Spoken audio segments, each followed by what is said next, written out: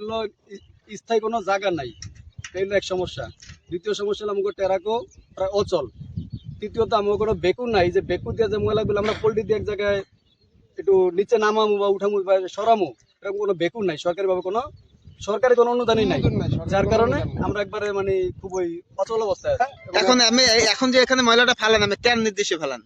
এখন এই জায়গায় আগে ফালাই আইছি, ওই অবস্থাতে আমরা ফালাইতেছি। এই জায়গায় অন্তরি কোনো আমি এখন কার ইতে এটা কোনো নেই, মেইন নেই, আপনাদের কোনো মেইন নেই? না মেন নাই, মেন আছে একজন বর্তমানে আমাদের যে সর্দার, মানে সর্দারের ভিতরে আমরা একজন মেন বানাইছি দুলাল ভাই, তার মাধ্যমে আপনারা কি এটা নিপুণ দিদির কাছে এবং গবেষকদের কাছে আপনাদের কোনো আবেদন করেন না যে আমরা এরকম ময়লা ফালাইতে পারি না, কোথায় কি ফালাবো?